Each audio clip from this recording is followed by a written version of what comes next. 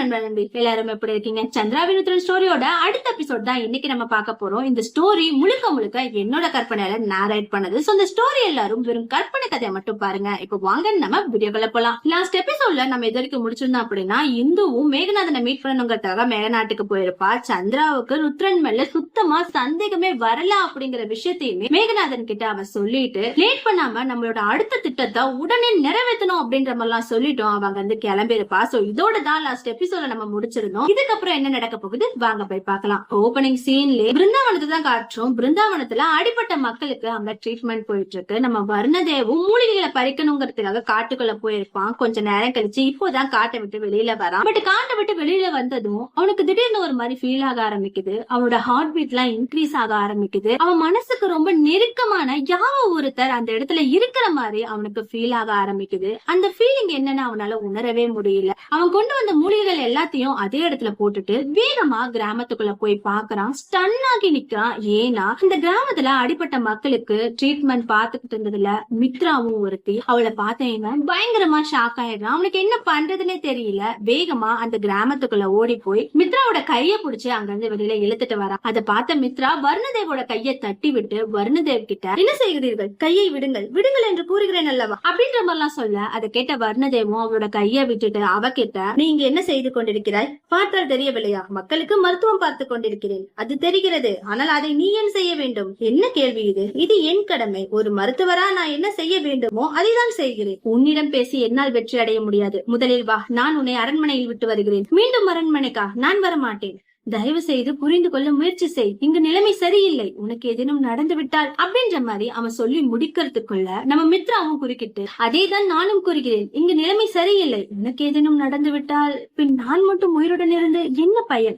அப்படின்ற மாதிரிலாம் சொல்ல, அதை கேட்ட வர்ணதேவ் அப்படியே உருகி போயிடுறான். அவனுக்கு என்ன பண்றதுனே புரியல. அடுத்த வார்த்தை என்ன பேசுறதுன்னு அவனுக்கு தெரியல. அமைதியா நிக்கிறான். அதை பார்த்த மித்ரா உடனே அவனை ஹக் பண்ணி அவன் கிட்ட, எனக்கு தெரியும் என்னை நினைத்து தான் வருத்தம் கொள்கிறீர்கள், ஆனால் மறவாதீர்கள், எனக்கு அதே வருத்தம் இருக்கத்தான் செய்கிறது, இனி ஒரு கணம் கூட என்னால் தம்மை பிரிய இயலாது, ஆகையால் தயவு கூர்ந்து என்னை போ என்று மட்டும் கூறிவிடாதீர்கள், கூறினாலும் நான் போக மாட்டேன் அப்படின்ற மாதிரிலாம் சொல்ல, அவ்வளவுதான் வர்ணதேவ் அதே இடத்துல பிளாட் ஆயிட்டான். உடனே அவனும் அவளை ஹக் பண்ணி அவகிட்ட, இனி நீயே செல்கிறேன் என்று கூறினாலும் நான் உன்னை விட மாட்டேன் அப்படின்ற மாதிரி ரெண்டு பேரும் ஹக் பண்ணிட்டு இருக்காங்க. அந்த சமயம் சந்திரா அந்த இடத்துக்கு வரா. அந்த சம்பவத்தை பார்த்ததுமே பயங்கரமா ஷாக் ஆயிடுறா. இங்க என்ன நடக்கிறது அண்ணா, தாம் என்ன செய்கிறீர்கள், இப்போ இருவரும் ஒன்று சேர்ந்தீர்கள், ஏன் என்னிடம் இதை பற்றி கூறவில்லை, இப்போதுதான் சற்று நேரத்திற்கு முன்பா, சரி ஏதோ ஒன்று அண்ணா, முக்கியமான விஷயம், உடனே என்னுடன் வாருங்கள் அப்படின்ற மாதிரி ரெண்டு பேரையும் கிராமத்துக்குள்ள கூட்டிட்டு போறா. அந்த இடத்துல பயங்கரமான ஒரு சம்பவம் நடந்திருக்கு. என்னன்னா, திடீர்னு அங்க இருந்த விலங்குகள் எல்லாமே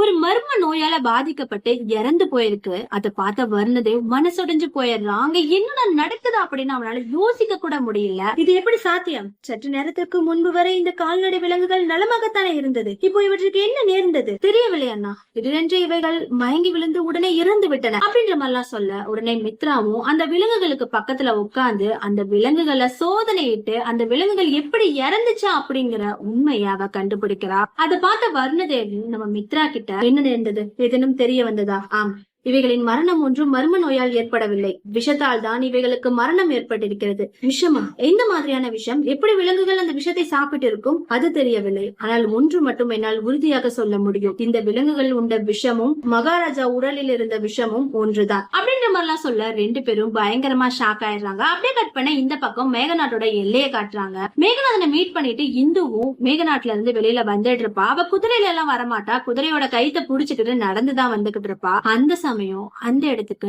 ருத்ரன் வரான். ருத்ரனை அந்த நேரத்துல அந்த இடத்துல பார்த்ததும் இந்து பதறி போயிடுறா, ரொம்ப பதட்டம் ஆயிடுறா. உடனே ருத்ரன் கிட்ட, சின்ன மாமா தாம் இங்க என்ன செய்கிறீர்கள், உன்னை பார்க்கத்தான் இந்து, என்னை பார்க்கவா, ஆம், உன்னை தேடி அரண்மனைக்கு சென்றேன், ஆனால் நீ உன் பிறந்த ஊருக்கு சென்றிருப்பதாக என் தந்தை கூறினார், ஆனால் எனக்கு நம்பிக்கை இல்லை, நிச்சயம் நீ அங்கு செல்ல மாட்டாய் என்று நினைத்தேன், அதே போல் நீயும் அங்கு செல்லவில்லை, ஆனால் நீ மேக நாட்டிற்கு செல்வாய் என்று நான் நினைத்து கூட பார்க்கவில்லை, சரி அதை விடு, இந்நேரத்தில் நீ எதற்காக மேக நாட்டிற்கு சென்றாய், எனக்கு காரணம் தெரிய வேண்டும், நான் என் நாட்டிற்கு செல்வதாகத்தான் இருந்தேன், அப்போதுதான் மேகநாதனின் தாய் தந்தை இறந்த விஷயம் எனக்கு தெரிய வந்தது, அதான் அங்கு சென்று அவரை சந்தித்து விட்டு வந்தேன், நீ ஏன் அவனை சந்திக்க வேண்டும், இறுதி சடங்குக்கு செல்வதாயினும் என் தாய் தந்தை தானே சென்றிருப்பார்கள், உன்னை அனுப்பியிருக்க வாய்ப்பில்லையே, அப்படி இருக்க நீ அங்கு செல்ல காரணம் என்ன, மேகநாதன் என் நண்பன். பள்ளி பருவத்தில் அவன் எனக்கு நிறைய உதவிகள் செய்துள்ளான். அது மட்டுமின்றி என் தாய் தந்தை இறந்த போது கூட எனக்கு துணையாக இருந்தது அவன் தான். அப்படிப்பட்ட ஒருத்தனுக்கு இன்று துயரம் நேர்ந்தது என்றால் நான் செல்லாமல் எப்படி இருக்க முடியும்? அதான் அவனை நேரில் சந்தித்து ஆறுதல் கூறிவிட்டு வந்தேன். இதில் என்ன தவறு இருக்கிறது அப்படின்ற மாதிரிலாம் சொல்ல, அப்ப கூட ருத்ரனுக்கு இந்து மேல நம்பிக்கையே வரல.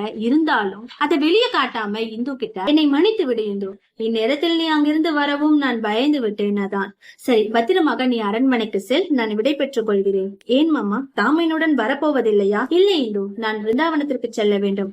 ஆமாமா, அந்த படுகொலையை பற்றி நானும் கேள்வியுற்றேன். மனதிற்கு வேதனை அளித்தது. நானும் தங்களுடன் வருகிறேன், உங்களுக்கு உதவியாக இருக்கும் அல்லவா? இல்லை இந்து, நீ அங்கு வர தேவையில்லை. ஏற்கனவே என் படைகள் அங்கு சென்று விட்டன. அதையும் தாண்டி சித்தப்பாவும் அங்குதான் இருக்கிறார். ஆகையால் நீ வேதனை கொள்ள அவசியம் இல்லை. இப்போ எனக்கு தேவையெல்லாம் நீ பத்திரமாக அரண்மனைக்கு செல்வது மட்டும்தான். பத்திரமாக செல் அப்படின்ற மாதிரிலாம் சொல்லிட்டு அவனும் அங்க இருந்து போயிடுறான். அதை பார்த்த இந்துக்கு கோபம் பயங்கரமா வர ஆரம்பிக்குது. அப்ப அவளுக்குள்ளேயே, எனக்கு தெரியும் மாமா, தங்களுக்கு என் மீது சந்தேகம் எழுந்துள்ளது. இப்போ அது கொஞ்சம் வலுத்துள்ளது. ஆனால் கவலை இல்லை, காலம் செல்ல செல்ல காயமும் மாறும், சந்தேகமும் தீரும் அப்படின்ற மாதிரி நினைச்சிட்டு அவளும் அங்கிருந்து கிளம்பி போயிடுறா. அப்படியே கட் பண்ண பிருந்தாவனத்தை காட்டுறாங்க. ருத்ரனோட வருகைக்காக நம்ம சந்திரா ரொம்ப நேரமா அவளோட கிராமத்துல வெயிட் பண்ணிக்கிட்டு இருப்பா. அப்போ தூரத்துல ருத்ரன் வர சத்தம் கேக்குது. இவளுமே பயங்கர எக்ஸைட்மெண்டோட வேகமா ருத்ரன் கிட்ட ஓடி போறா. அதை பார்த்த ருத்ரனுக்கு ஒரு மாதிரி ஃபீல் ஆகும். பட் அதை வெளியே காட்டல. உடனே அவளும் ருத்ரன் கிட்ட, என்ன இருந்தது? இளவரசி இந்துவிடம் விசாரித்தீர்களா? ஏதேனும் தடயம் கிடைத்ததா? பெரிதாக ஒன்றும் கிடைக்கவில்லை. ஆனால் சின்ன சந்தேகம் எழுந்துள்ளது. சந்தேகமா? என்ன சந்தேகம்? யாரின் மீது? இந்துவின் மீது. சந்தேகம் எழும் அளவிற்கு என்ன நிகழ்ந்தது? சில வருடங்களுக்கு முன் இந்துவின் தாய் தந்தை கொல்லப்பட்டனர். அதனால் இந்து மிகவும் பாதிக்கப்பட்டாள். ஆகையால் தந்தையும் அவளை அரண்மனைக்கு அழைத்து வந்தார். அந்த சம்பவத்திற்கு பிறகு ஒரு நாள் கூட அவள் அங்கு சென்றதில்லை. அங்கு சென்றாலே கெட்ட நினைவுகள் அவளை சூழ்கிறது என்று அடிக்கடி அவள் கூறுவாள். நாங்களே கூறினாலும் அவள் அவளின் பிறந்த மண்ணை காண செல்ல மாட்டாள். அப்படிப்பட்டவள் இன்று அவளின் பிறந்த மண்ணை காண செல்வதாக தந்தையிடம் கூறி சென்றிருக்கிறாள். அங்குதான் எனக்கு சந்தேகம் எழுந்தது. ஆகையால் நான் அவளின் நாட்டிற்கு சென்றேன். ஆனால் அவள் அங்கு இல்லை. சந்தேகம் வலுத்தது. ஆகையால் கதிர்நாட்டின் எல்லையில் அவளுக்காக காத்து கொண்டிருந்தேன். அவர்கள் வந்தார்களா? ஆம், அதுவும் மேக நாட்டிலிருந்து. என்ன? ஆனால் இளவரசி ஏன் அங்கு செல்ல வேண்டும்? மேகநாதனின் தாய் தந்தை இறந்து விட்டார்கள். ஆகையால் ஒரு தோழியாக அவனுக்கு ஆறுதல் கூற சென்றிருந்தார். என்ன தோழியா? இது என்ன புதுக்கதை? என்ன கூறுகிறாய்? பொருள் விளங்கவில்லையே. இளவரசர் மேகநாதனிடம் எதையும் மறைக்க மாட்டார். அவருக்கும் இந்துவுக்கும் நடுவே எந்த ஒரு நட்புறவும் இல்லை. இதை அவர்தான் என்னிடம் கூறியது. இன்னும் சொல்ல போனால் இளவரசர் மேகநாதன் எப்போதெல்லாம் வியாபாரம் விஷயமாக கதிர்நாட்டிற்கு வருகிறாரோ அப்போதெல்லாம் அவர் மகாராஜாவை தவிர வேறு யார்கிட்டையும் பேசியது கிடையாது, பேசவும் மாட்டார். அப்படி இருக்க எப்போதிலிருந்து இருவரும் நெருக்கமானார்கள்? நீ கூறுவதை வைத்து பார்த்தால் இந்து மேகநாட்டிற்கு சென்றதற்கான நோக்கம் வேறு. அது என்னவாக இருக்கும்? ஒருவேளை இந்த படுகொலைக்கும் இந்து மற்றும் மேகநாதனுக்கும் ஏதேனும் சம்பந்தம் இருக்குமா? என்ன பேசுகிறீர்கள்? எவ்வாறு தங்களுக்கு இளவரசர் மேகநாதன் மீது சந்தேகம் எழுந்தது? நான் உறுதியாக கூறுவேன், இந்த படுகொலைக்கும் இளவரசர் மேகநாதனுக்கும் எந்த சம்பந்தமும் இல்லை. நானும் உறுதியாக கூறுகிறேன், இந்த படுகொலைக்கும் மேகநாதனுக்கும் சம்பந்தம் இருக்கு. இந்துவின் மீது எனக்கு நம்பிக்கை இல்லை. அப்படி இருக்க அந்த நேரத்தில் அவள் எதுக்காக மேகநாட்டிற்கு செல்ல வேண்டும்? இதில் ஏதோ ஒரு விஷயம் இருக்கு. அதை முதலில் கண்டுபிடிக்க வேண்டும். தங்களின் சந்தேகத்தை நான் உதாசீனம் படுத்த மாட்டேன். அதே போல் இளவரசர் மேகநாதனையும் நான் சந்தேகம் கொள்ள மாட்டேன். சரி, அதை விடுங்கள். தங்களின் அடுத்த திட்டம் என்ன? நாட்டிற்கு செல்லவிருக்கிறேன். நானும் வருகிறேன். வேண்டாம், பயணம் ஆபத்தானது. நீ இங்கேயே இரு. அந்த முகமூடி அணிந்த படைகளை நேரில் பார்த்தவள் நான் ஆவேன். என்னையும் தம்முடன் அழைத்து சென்றால் நிச்சயம் அது தங்களுக்கு உதவியாகத்தான் இருக்கும். அழைத்து செல்லுங்கள். நான் ஒருபோதும் தங்களுக்கு பாரமாக மாட்டேன். என்றும் நீ எனக்கு சுமையல்ல சந்திரா. சரி, பயணத்திற்கு தயாராகும். விடுந்ததும் பயணத்தை தொடருவோம் அப்படின்ற மாதிரிலாம் ரெண்டு பேரும் பேசிட்டு இருப்பாங்க. அது எல்லாத்தையுமே யாரோ ஒருத்தன் மறைஞ்சிருந்து கேட்டிருப்பான். உடனே அவனும் வேகமா கதிர் நாட்டுக்கு போறான். அங்க இந்துவ தனியா சந்திச்சு ருத்ரனும் சந்திராவும் பேசிட்டு இருந்த எல்லாத்தையும் ஒண்ணு விடாம சொல்லிடுறான். ஏன்னா அங்க இருந்தது நம்ம இந்துவோட ஆள். அவன் சொன்ன எல்லாத்தையும் கேட்ட இந்துக்கு பயங்கரமான கோபம் வருது. அப்ப அவளுக்குள்ளேயே, எல்லையை மீறினாய் சந்திரா, இனிமேதான் இந்துவின் சுயரூபத்தை நீ பார்க்க போகிறாய் அப்படின்ற மாதிரி அங்க வந்த அந்த ஆள் கிட்ட அவ ஏதோ ஒண்ணு சொல்லி, உடனே நான் சொன்ன மாதிரி செய் அப்படின்ற மாதிரி அவனை அங்க இருந்து அனுப்பி வச்சிடறா. அப்படியே டைம் போகுது. அடுத்த நாள் ஆகுது. பட் காலையில ரொம்ப நேரம் ஆகியும் மகாராஜா படுக்கையை விட்டு எழுந்திருக்கவே இல்ல. அதை பார்த்த இந்திரா வேகமா வந்து மகாராஜாவை எழுப்புறாங்க. பட் மகாராஜா எழுந்திருக்கவே இல்ல. மயக்கமாகி அந்த படுக்கையில படுத்திருக்காங்க. ரொம்பவே பதறிடுறாங்க. உடனே மருத்துவரெல்லாம் வர வச்சு மகாராஜாவுக்கு ட்ரீட்மெண்ட் கொடுக்கறாங்க. அப்போதான் அவங்களுக்கு ஒரு விஷயம் தெரிய வருது. மகாராஜாவுக்கு யாரோ விஷம் கொடுத்திருக்காங்க. இப்போ அவங்க மயக்கமா இருக்காங்க அப்படின்ற மாதிரியான ஒரு விஷயத்த அந்த மருத்துவர் சொல்றாரு. அதை கேட்டு இந்து பயங்கரமா ஷாக் ஆயிடுறா. உடனே அந்த மருத்துவர் கிட்ட, விஷமா இப்போ இவர் எப்படி இருக்கிறார்? இப்போ இவர் நலமாகத்தான் இருக்கிறார். ஏனென்றால் இவர் உண்ட விஷயத்தின் வீரியம் குறைவு, ஆகையால் உயிருக்கு எந்த பாதிப்பும் இல்லை.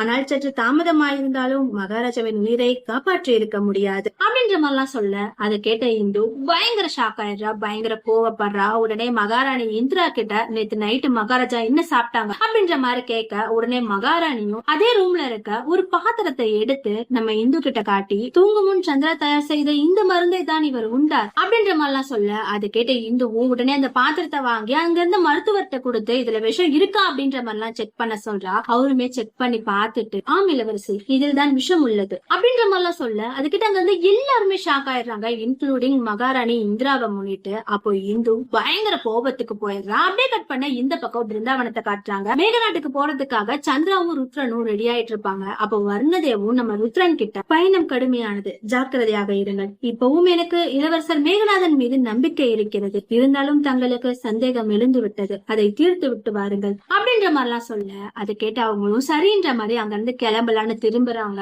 அப்போ தூரத்துல இந்துவும் அவளோட படைகளும் பிருந்தாவனத்தை நோக்கி வந்துட்டு இருக்காங்க. அதை பார்த்த பிருந்தாவனத்தை சேர்ந்த எல்லாருமே ஷாக் ஆயிடுறாங்க, இன்க்ளூடிங் ருத்ரன். இந்துவை அவளோட படையோட பார்த்ததுமே ருத்ரனுக்கு சந்தேகம் வருது. அவ எதுக்காக அவளோட படைகளோட இந்த இடத்துக்கு வரணும்? அவளோட வருகை ஒருவேளை சந்திராவுக்கு ஏதாவது ஆபத்தை கொடுக்குமா அப்படின்ற மாதிரிலாம் அவன் யோசிக்க ஆரம்பிக்கிறான். இன்னும் அங்க வரா, நேரா சந்திரா கிட்ட போயிட்டு, மகாராஜாவை கொலை பண்ண முயற்சி பண்ண காரணத்துக்காக நான் உன்னை அரெஸ்ட் பண்றேன் அப்படின்ற மாதிரிலாம் சொல்லி சந்திராவை அரெஸ்ட் பண்ண போறா. அதை பார்த்தாங்க வந்து எல்லாருமே ஷாக் ஆயிடுறாங்க. சோ இதோட தான் இந்த எபிசோட நான் பினிஷ் பண்றேன். நெக்ஸ்ட் எபிசோட்ல இன்னும் என்னென்ன விவரப்பான விஷயங்கள் நடந்திருக்கு அப்படிங்கறத நம்ம பொறுத்திருந்து பார்க்கலாம். உங்களுக்கு இந்த வீடியோ பிடிச்சா லைக் பண்ணுங்க, ரொம்ப பிடிச்சா ஷேர் பண்ணுங்க, ரொம்ப ரொம்ப பிடிச்சா சப்ஸ்கிரைப் பண்ணி பக்கத்துல இருக்க பெல் ஐகானை கிளிக் பண்ண மறந்துடாதீங்க. தேங்க்யூ.